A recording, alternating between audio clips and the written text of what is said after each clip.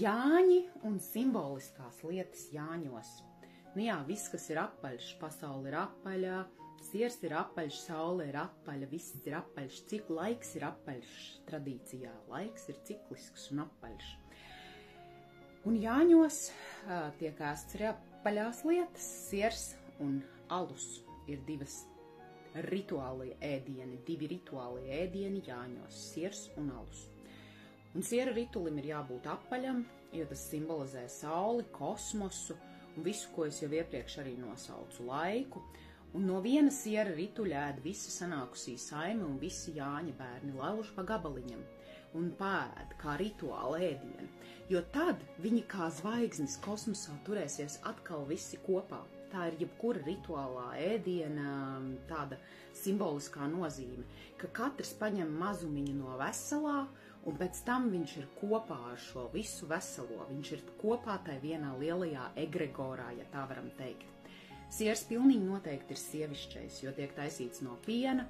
Pienu mums dod govs. Govs savukārt ir māriskās pasaules izpausme šeit. Un mēs varam teikt māriskā pasaule vai zemesmāte. Man pat labāk patīk zemesmātes izpausme šeit. Piens arī kā pirmēdiens jebkuram zīdītājam. Un piens ar savu balto krāsu, kas ir nāves krāsa, kas ir pārējas krāsa, un arī Jāņos mēs sākam atkal jaunu ciklu.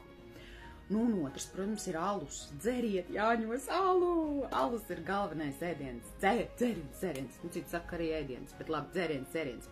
Alus ir vīrišķais, jo alū vīrietis ieliek visu savu spēku un vari un zināšanu, lai tiktu līdz alu.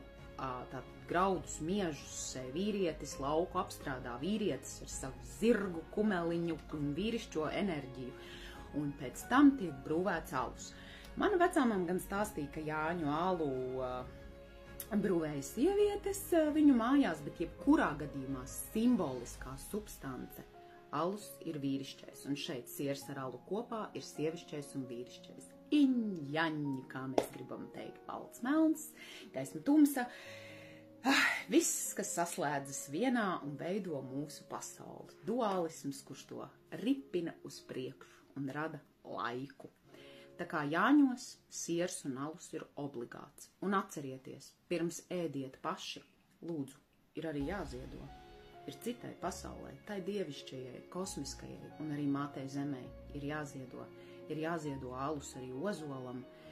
Tā kā lūdzu neaizmirstiet pateikties par to visu, kas mums nāk, un veikt arī Jāņos rituālos ziedojumu. Nu tā, gatavojamies Jāņi.